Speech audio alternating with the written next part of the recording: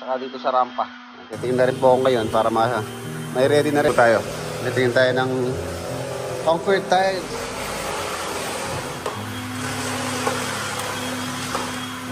Main door. Ayan, itong main door na to, itong kanyang lock set. Dala po na yung pintura dito sa may bakod natin. Nabili ko na. Yung problema na lang yung sa may na lang yung buong yan. Tapos isa rin sa sikasuhin natin dito yung ang kulang natin ganito na 25 by 25 ang sukat dito ni Kuya Edwin. You know. So bukas mga boss, ang gagawin po rito is abang ng mga dito. Kahit maliit lang po na CR.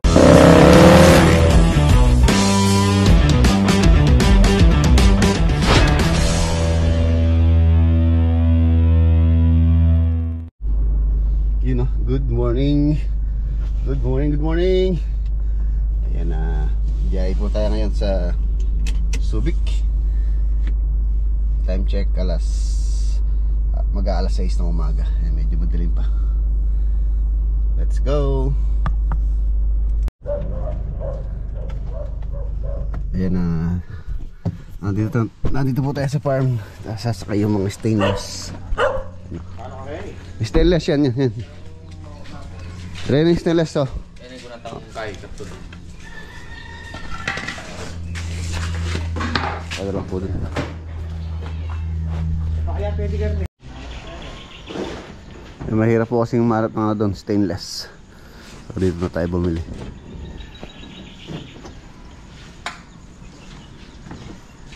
Stainless. Talagyan natin railing stars. Gawang kape ka rin tayo. Kailangan kayo. Ilog. Kape muna kayo.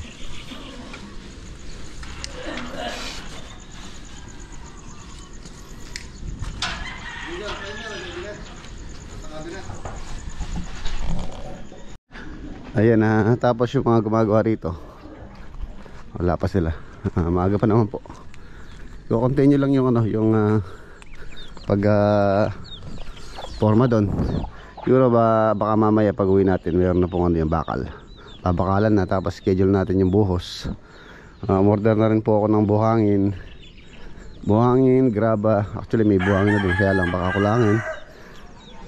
Buhangin, graba, semento. Ayan. Para mabuhusan po yan bago sila magbalik, bago mabukas yung ating susunod na project. Hopefully sana maayos na yung ating inaayos doon. Ayan, so tara, let's go.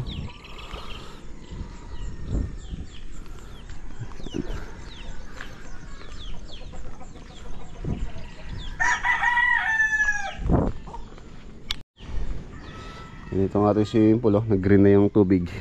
Hindi ko muna pinadrain dahil sayang yung tubig. Gagamitin po natin sa pambuhos. Sayang. Okay na. Yung stainless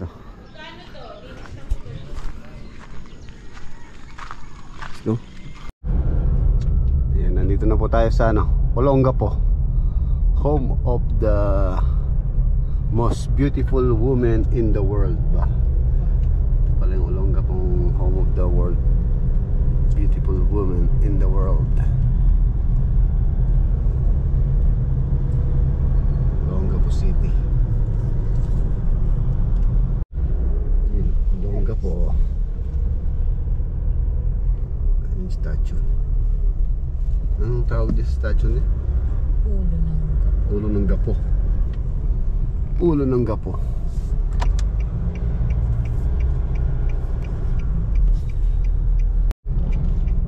Welcome to Subic.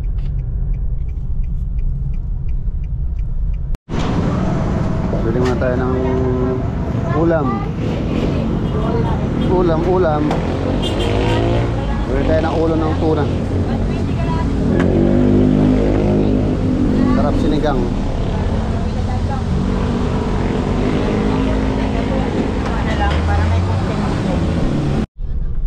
Nandito na tayo.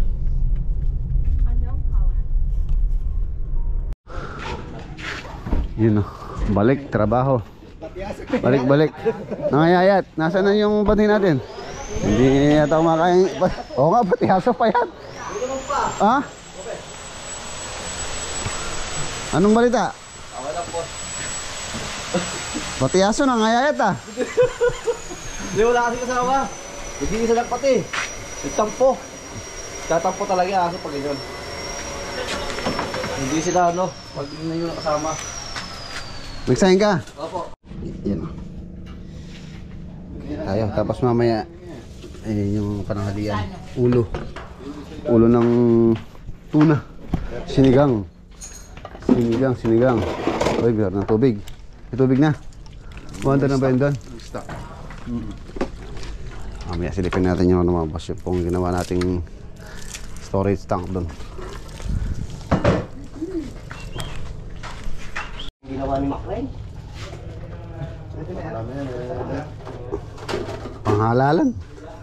Pangalalan tong kanin mo, Makwing. Pangalalan. Pandikit ng poster. Pandikit ng poster. Ayan, kanin, panghalalan. Nakakutan yung itlog na ko eh. Hallelujah. Kulang pa eh. Kulang pa sa tubig. Gagamitin mo pa.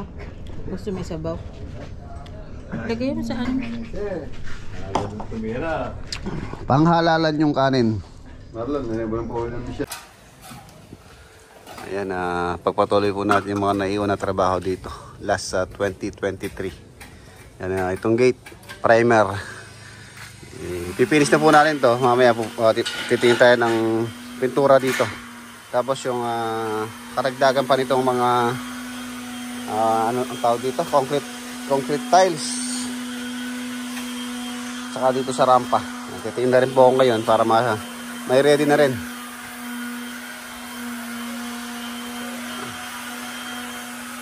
Sa taas, sa loob pala. Yan dito halos sa pintura. Ayan.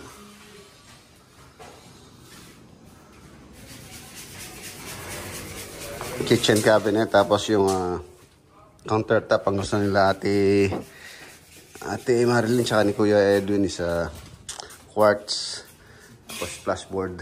So, siyang shelves lang po dito sa yun sa may hanging cabinet niya. Open shelves lang gusto niya, yung naka-layout na.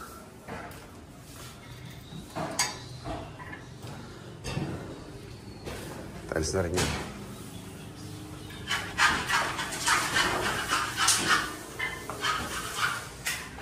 Sa loob, tapos yung hagdanan. Yun.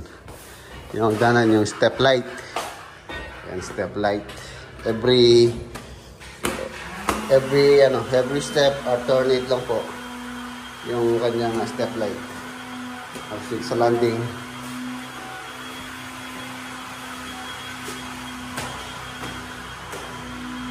palit tayo sa taas. Yan o. Wala dalawang hagdanan po ito.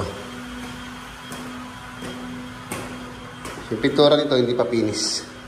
Pagka natapos na itong mga step light, ito natin i-finish. Yan dito sa taas. Yan, tapos papa-canvas natin to dito. Itong kanyang sliding window. Yan ang ganda ng view. Yung dala nating stainless, dito po may lalagay yun. Tapos tempered glass. Tempered glass railing. Yan, nalagyan natin yung safety railing dito. Yan yung tiles niya. Ganda. Yan yung Subic Bay.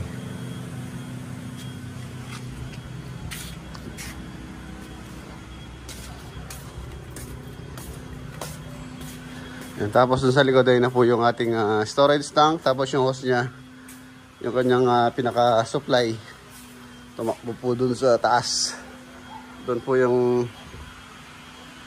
manggagaling yung yung tubig. Galing dun sa nagsusupply dito yung truck. Papunta dito sa storage tank. Tapos meron tayong pressure tank, tapos motor para ibato dito sa bahay. Tapos meron siyang filter. Ayun yung filter niya. 2,000 liters itong kanyang tangke. Na-flooring na rin po yan.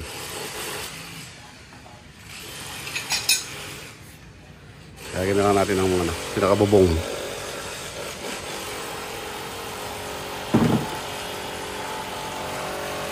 Tapos magka-access siya doon. Hagdanan.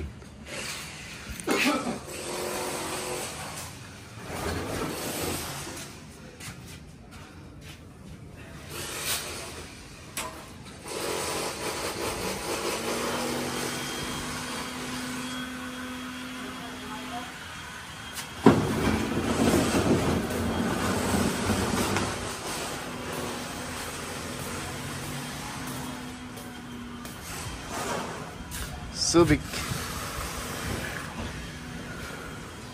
Kaya maya-mayang konti, alis po tayo. Tingin tayo ng Comfort Tiles Infinity Light.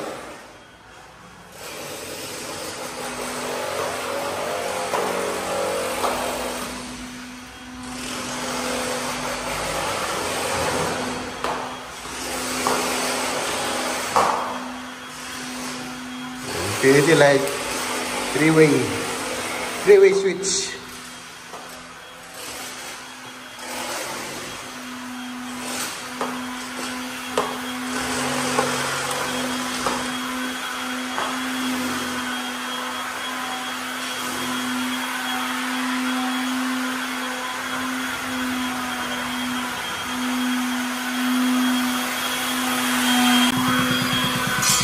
May mga window grills.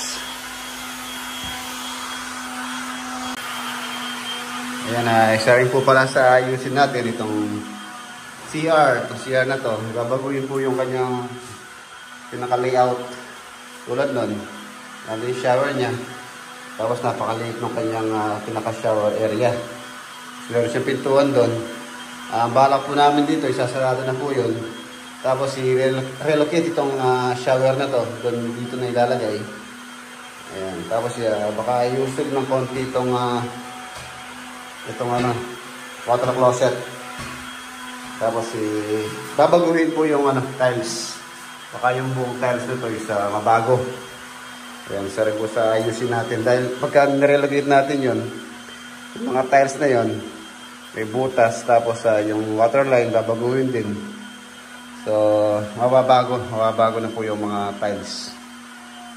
Babaguhin natin. Yun nga, sasara na yung pintuan na yun. Isa pa rin sa ayusin natin to.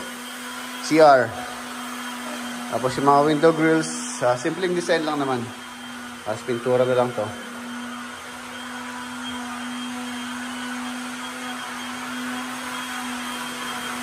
Main door, ayan. Itong main door na to, itong kanyang lock set.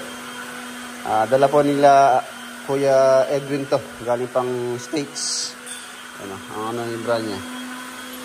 Ang brand niya is Hornbill. Hornbill.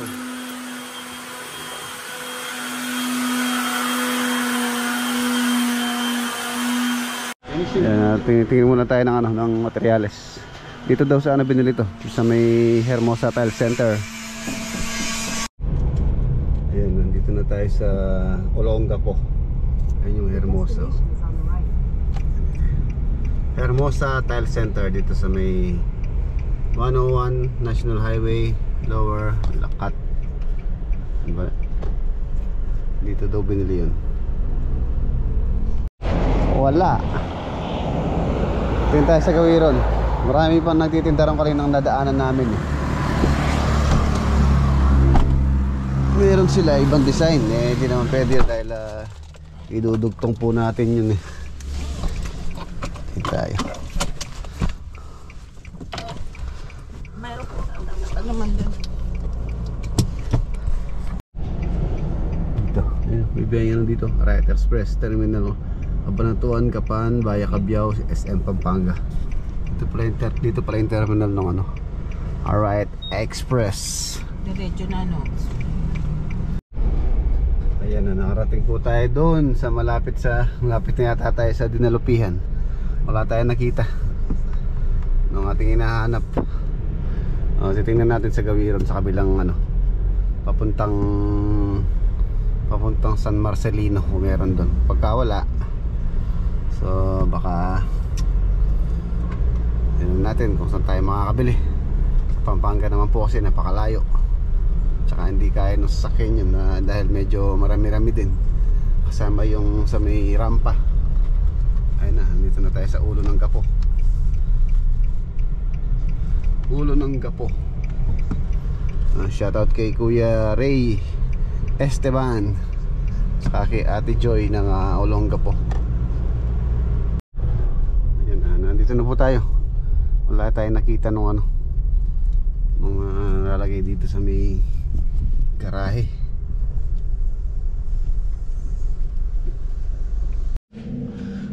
Yan, kain po tayo. Time check, 1:30 na. Ngayon pa lang tayo na nanangalian. Tara po. Sinigang na ulo ng tuna.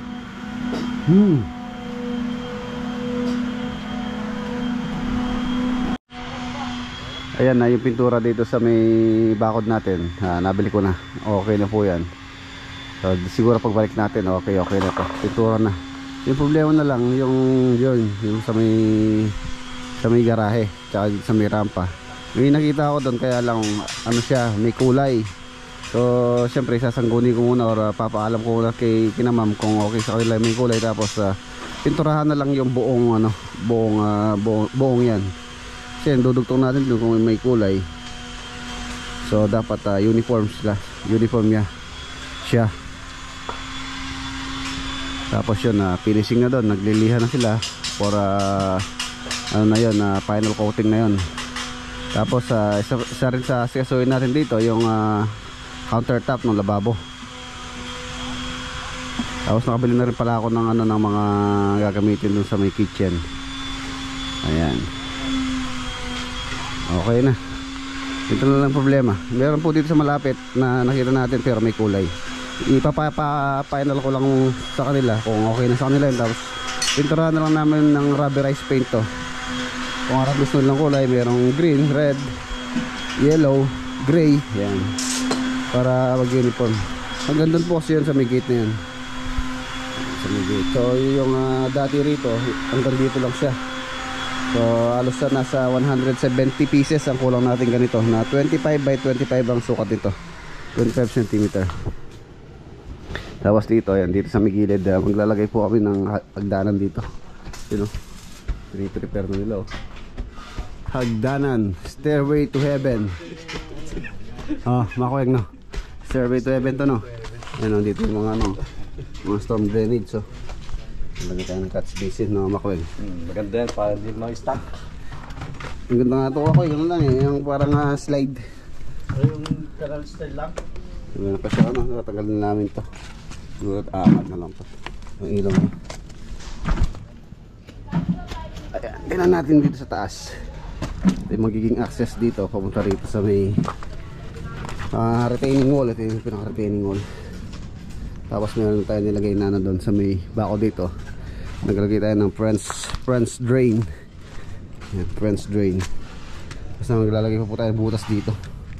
Bubutasan na itong wall para kung sakaling tagulan, yung moist doon dito babagsak dito sa ating French drain. Tapos doon po yung bagsak nun sa may floor drain natin, doon sa may storm drainage. Ayan, ito na yung pangke, yung kanyang filter. Tapos dito yung takbo punta sa bahay, supply. Meron po siyang motor. Ito yung motor niya. Igupin niya yung ating storage. Babato niya dito sa pressure tank. Yung pressure tank ang magsusupply naman dito sa bahay. Akit hanggang doon sa may second, third floor. Ayan siya. Yung tubig na to, tignan natin yung pressure para magamit din yung mga CR sa taas. Ayan. Kapag gamit natin yung mga CR sa taas para makita ko may leak, para hanggat nandito kami maayos. Pa-turnover po ito last year nung nag-start tayo. Yun, nakaka-turnover lang po ito, tapos pina-improve sa atin. Pinalagyan ng kitchen extension, tapos may improvement din sa loob. Ang gagawin pa natin sa loob, yan, ito backwood perimeter fence, yan ginawa natin. Tapos ito balak din palagyan ng bubong niya to ni Kuya Edwin. Yun o, yun lang, ano pa lang, puputok na yung pintura dito sa labas. Tapos ito yan natin to, para itibayin natin itong bakod na to. Lagyan natin ng ano siguro to, mesh wire, tapos sa concrete.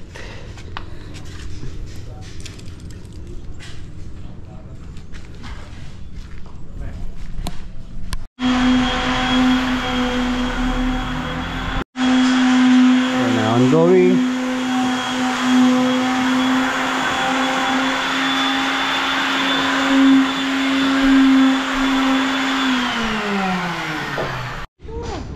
Ayan na mga boss, iwan na natin sila para hindi na rin po tayo gabihin.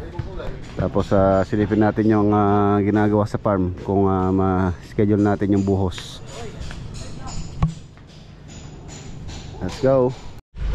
Ayan na, nandito na po tayo sa farm. Ginabi na tayo, time check alas 6 ng gabi. Gabi na.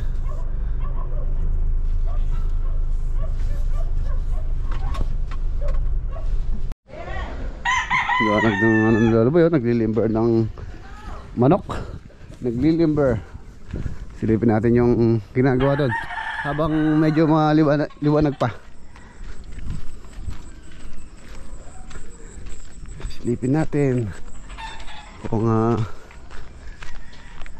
ano na nangyari. Saan daan? Saan tayo dadaan? Dito tayo dadaan. Wala pa tayo access.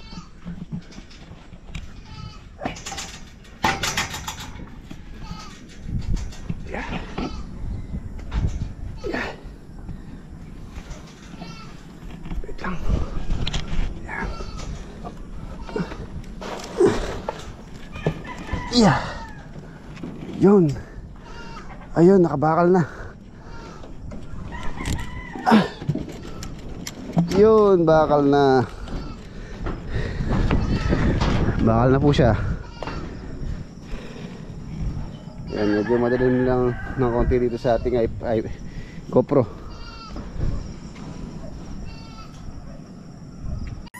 Ayan, mas maliwanag dito sa cellphone.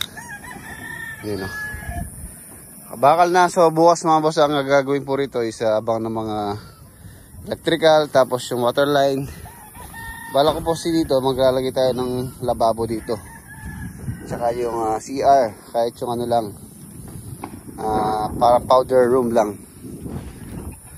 Sakaling may bisita. So meron tayong CR din dito, kahit hindi na sila bumaba. Lalagay siguro tayo dito. Sa may sulok dito. Kahit maliit lang po na CR. Tapos lababo. Ayan, hugasan lang. Hugasan, ayan. Yun o. Okay na, so bukas, yun nga, abang ng mga water line. So tuturo ko na lang sa kanila bukas yung mga ilaw. Dito sa may canopy, maglalagay po tayo ng ilaw dyan.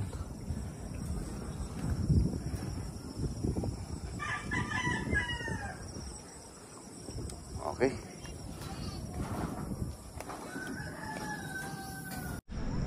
Yan, dito na po tatapusin yung ating vlog for today. Kita-kita tayo bukas sa next upload. Yan, paalam po. God bless po. Ingat.